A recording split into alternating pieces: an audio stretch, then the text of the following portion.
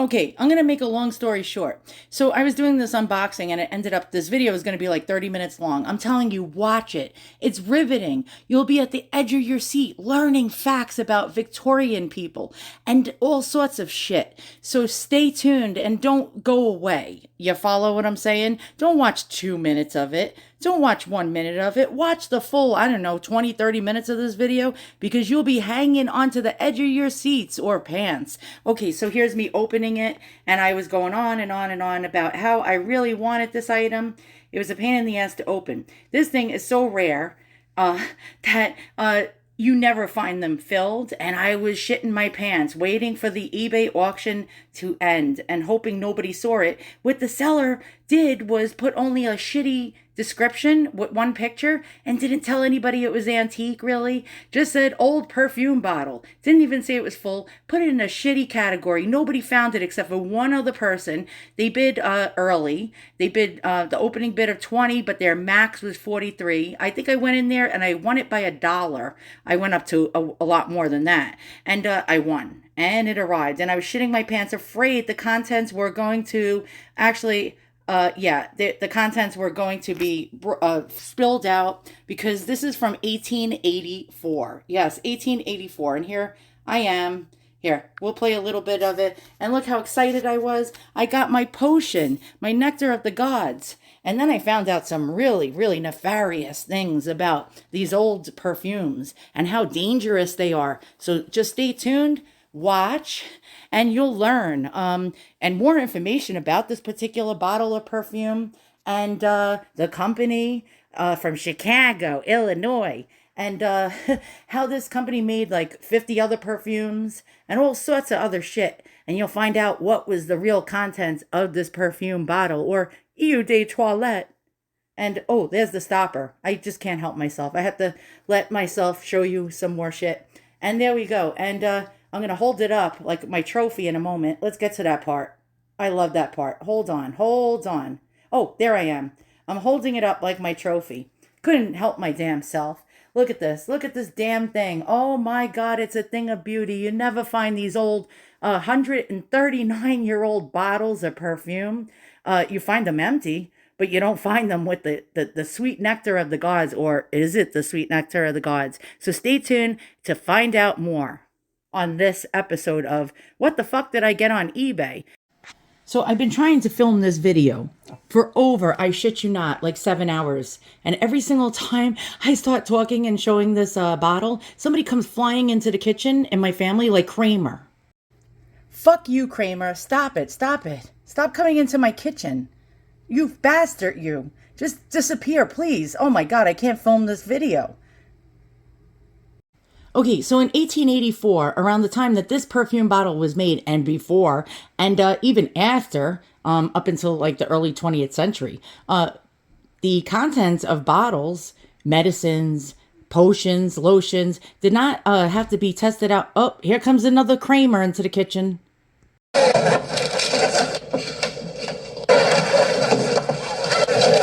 Take 86. Okay, I hope nobody interrupts me now. Okay, so what I was saying was they didn't have the FDA. And do I trust the FDA today? Actually, they're just as bad as, I don't know, Dr. Mengele in Nazi Germany. I don't trust them. They experiment on humans. And okay, back to that. Let's get out of that. So basically, they didn't have anyone testing the ingredients in these bottles. And they didn't have any purity laws. And so they put things in there that were actually things that would kill people, like arsenic, lead. I shit you not, this is actually for real. Yes, for real. What's the other thing? Strychnine, cocaine, morphine, radium in the 20s. Yeah, so fast forward a little forward, and you're going to go and get radium in your products, and you're going to die from cancer. Even tapeworm larvae, sperm whale lard. Yes, all in these beauty products. And today I also learned that during the Victorian era and before, ladies, it wasn't considered very ladylike to drink alcohol. Oh no, that was only for men. And real women and real ladies and dainty, feminine ladies did not drink alcohol. But yeah, they sort of did. And you know how they hid it? They actually would buy Eau de Cologne and they would actually drink it. Yes, drink it. Even place it on cubes of sugar.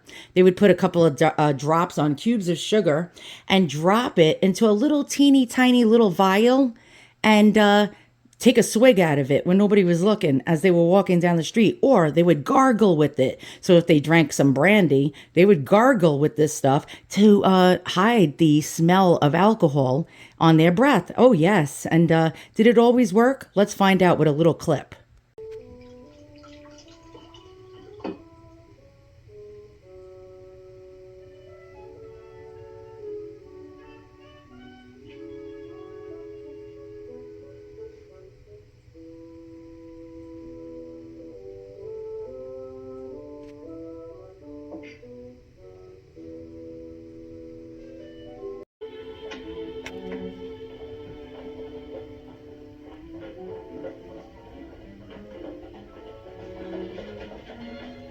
Whoa!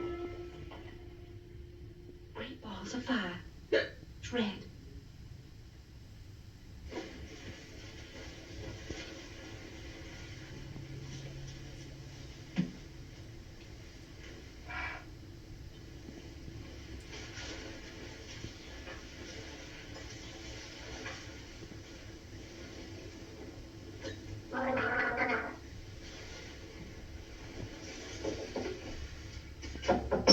Miss Scarlett, Captain Butler here to see you. I told him you was prostrate with grief. Tell him I'll be right down, Mammy.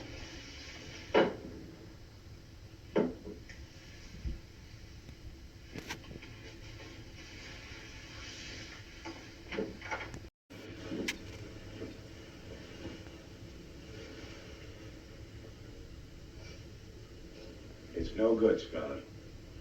What? The cologne. I'm sure I don't know what you mean. I mean, you've been drinking, brandy, quite a lot. But what if I have? That any of you okay? Don't drink alone, Scarlett. People always find out, and it ruins their reputation. Yes, even empty bottles that are old can sell for this much for perfume. Yes. And I don't always win auctions. Darn it, this one I really wanted. This one hit 20 bids at $430, and it's only 1 ounce. My bottle is 8 ounces. $430 for a sealed 1898 perfume bottle that's filled. So as you can see, this is a full bottle. Now it doesn't have the paper on the top over the stopper and the string, but it is sealed. It is actually, it was never opened. It is a full 8-ounce bottle. And as you can see, this liquid is actually worth more than gold. And why did I win it? Because the seller thank God, wasn't very good at this. And I spied with my little eye, found it, and won it. And one other asshole opened up at $20, and they placed their bid, and I was like, oh shit, I hope nobody else found it. And I won it. 44 doll hairs. And you saw the other one, 1 ounce, $430. Now we got 8 ounces of the sweet nectar of the gods. Or is this the sweet nectar of Lucifer? Or the sweet nectar of the Grim Reaper? So here's a recent item that sold out. Look what it is. It's Queen Bess. But why is this bottle different than mine? Well, this one is their 1920s version. They went out of business sometime in the late 20s. They started in the 1870s. And so my bottle is probably the first sweet, I call it Sweet Bess. I don't know why. But the first Queen Bess came out in 1884. And it actually went up until the end of production because it was so popular. Now, usually they use just 1 scent, lavender, right? Rose oil, geranium, 1 cent. And that was for the poors. And the wealthier ladies started demanding, they wanted very, very elaborate perfumes. And the poors only got the geranium oil and the lavender oils, which were very popular for the poors. or people that couldn't afford multiple different scents and oils in one bottle. So this is a 1920s Queen Bess that sold for $145, 1 ounce. So how much would an 8 ounce Queen Bess, by the way, this person said it's filled, it's full, completely full, never used. What would an 8 ounce version sell for? If 1 ounce sells at $145, and I sort of suck at math, that would be $1,160 for this sweet nectar of the gods. But let's find out more about this. Now, this is a 1929 bottle. They went out of business in 1929.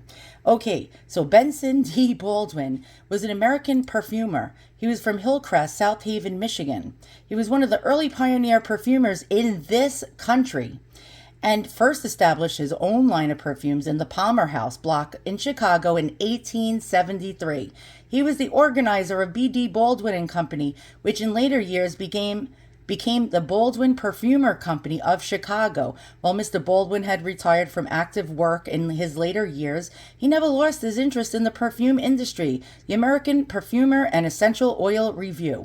That, I guess, came from some old book or some shit. This lady did my homework for me. God bless you. There is scant information on Benson Baldwin perfume history or on the perfumes themselves. I bought these because I was so intrigued and was really impressed with the beautiful bottle, shaped much like a Chanel bottle, but of course much earlier. And there we go. That does look like a Chanel bottle. Interesting.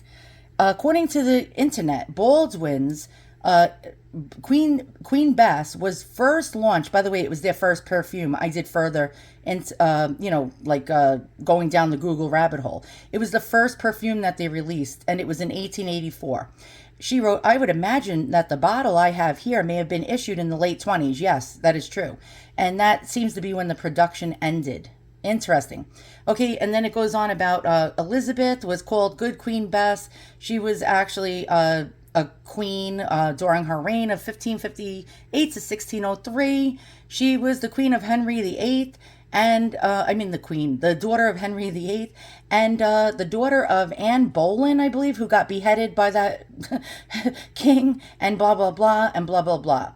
And this person wrote, "I have 3 perfumes made by Baldwin, and one of them has been previously opened, so I've been able to smell the perfume and have determined that these are very well-made perfumes." And yes, perfumes that are even 140 years old, you can still smell them.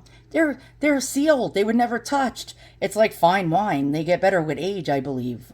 And then she wrote, I would imagine Queen Bess to be a feminine floral with fragrant potpourri notes, suitable for a queen. My guess at the composition here is, and by the way, I found this on the internet. She's right about this. This was what was contained in this, besides arsenic, strychnine, probably like lead and some other shit.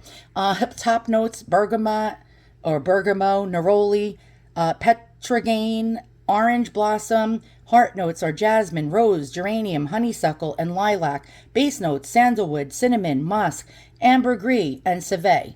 And so basically, this wasn't a one-note perfume like lavender oil or geranium oil. This was the shit that was made for queens. And that's what I found out. Let's check out some old advertisements from this company. Now, I found a very old yellowed ad, and it says, "Baldwin's perfumes stand the highest." And if you look how many different ones they had. Queen Bess was in the center because it was the #1 seller. It was their original perfume that they originally came up with out of all of these. One such as Jockey Club, which reminds me of a horse stable. It probably smelled like shit. Jasmine, moss rose. Let's see, night blooming Cereus, don't know what the hell that is. Yang Yang, Stephanotis, Rose Geranium, Patchouli, reminds me of hippies, by the way, and specialties. And it says $4 per pound of 18 fluid ounces. I thought 16 ounces was a pound. Interesting. So how much was $4 back in 1884? Let's go into the Wayback Machine. Okay, so in 1884, when Queen Bess was made, $4 for 18 fluid ounces, even though it's really supposed to be 16 ounces and a pound, I believe, is $121.14. That was not cheap. But ours is 8 ounces. So how much would a $2 bottle be? Let's see. Let's calculate. And that would be $60 for that bottle. And no woman, like would just go out and buy a $60 bottle of perfume back then. So this was for more wealthier ladies. Interesting. Now their most expensive formulation was $6 a pound. How much would that be? That would be $181 today. Whoa, for one bottle of perfume. Now we don't see a problem with that, but back then that was a hell of a lot of money. $60, $120, $181 for a bottle of perfume. It was actually extraordinary. So I've been searching and searching and searching to find this brand that had a full bottle in it, besides the one I saw on Etsy, and every single one of them is coming up empty, except for one, but of course, it actually is on WorthPoint. WorthPoint, and guess what? They never tell you what anything's worth. I'll show you why. Because, wait, they want you to sign up and start a free trial by giving your credit card number. Fuck you. I'm not giving you 1 penny to find out how much this one sold for. And this is the same exact bottle as mine. And the person's dating it at 1884. So since I've always collected just antique empty perfume bottles, getting one that's full was like quite the thrill for me. And look what I found out. I was Googling and learning more and more, and you'll learn along with me. What is the importance about having the liquid in it from over 139 years ago?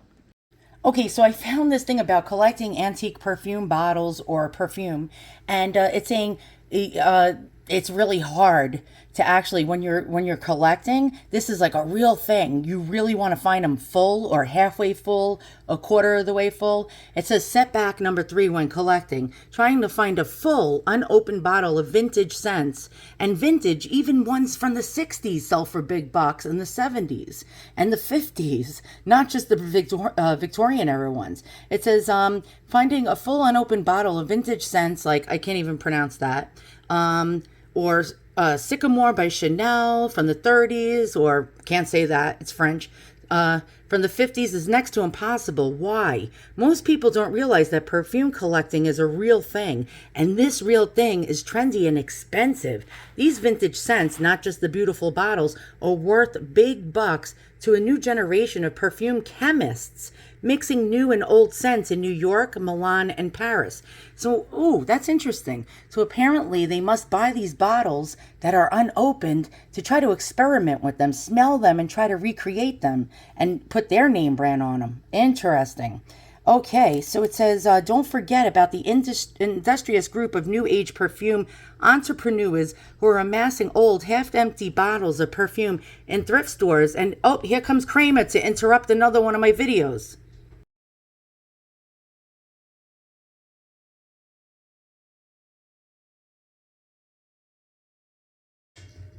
Okay, maybe Kramer will go away. Go away, Kramer. Oh, the door just flew open. Okay, so new age perfume entrepreneurs who are amassing old, half-empty bottles of perfume in thrift stores and from estate sales that were cast off. These folks are buying them up and auctioning them off online. They're reselling these scents by the tiny vial for a very nice profit on Etsy, eBay, etc. So if you're going all Marie Kondo, who the hell is that? And your old perfume is on the $1 and under table at your estate sale, you are making a big mistake. The money you lose on that transaction with a savvy estate sale shopper will certainly not bring you joy. Ha ha ha ha ha.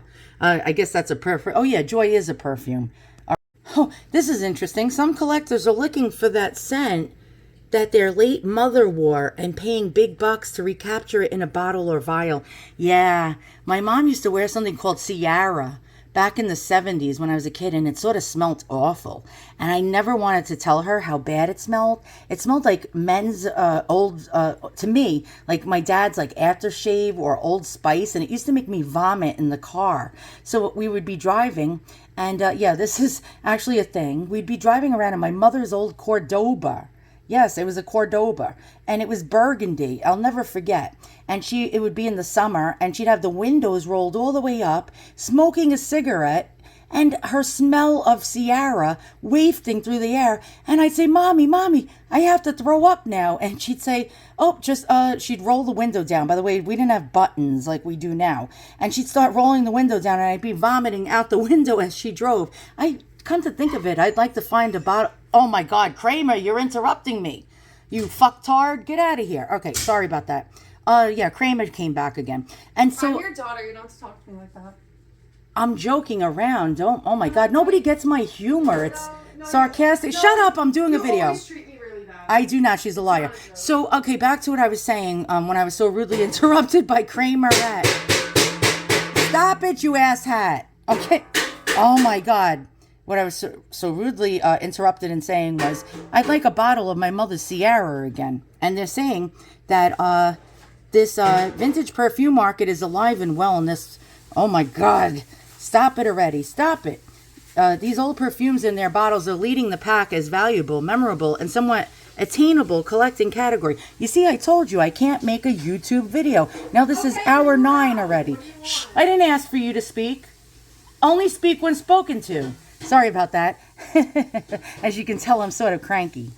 So what did we learn today? I have a cranky side. Yeah, a cranky side. If you're here this long, you sat around for over 20 minutes, God bless you. And maybe if you can, could you give me a 1 hooker glove thumbs up? I'd appreciate it. And no, I'm not a mean mommy. I'm not mommy dearest. It's just that I tried to film this YouTube video for like 9 hours straight. And every time I started shooting, boom, Kramer and frickin' every Tom, Dick, and Harry came flying in the kitchen, interrupting. And I had to like reshoot the video over and over and over again. So all this effort, and then my daughter is like, she gets dramatic and her feelings hurt. Like, I guess it's a butt hurt type of reaction. I don't blame her. I could sort of understand, but then there's nowhere else to film my YouTube videos but the damn kitchen. And yeah, so let's get back to what we learned. Okay, we learned women drank this shit. They gargled with it. They actually poisoned themselves. There was strychnine in there. There was tapeworm larvae in some of these concoctions. There was sperm whale blubber in some of this. There was strychnine and lead and morphine and cocaine and arsenic. We also learned that this was for wealthier women. We also learned that a partially filled bottle, a halfway filled bottle, or a full bottle can go for big bucks. We also learned that this is 139 years old, and that a 1 ounce version sold for $145. So what is the value of this? I have no freaking clue. I wouldn't sell it for less than $600 to $800. And it would probably never sell. But I'm not selling this shit. This is like stuff that is absolutely amazing. You never see it. You never see it, and you love to see it. And so thanks for watching. Hope you learned something. And no, I'm not that mean. I kid around with my kid, and she just takes it so seriously. I guess, you know, she gets very sensitive. I'm going to go hug her now. Thanks for watching. See you guys all soon, and so long.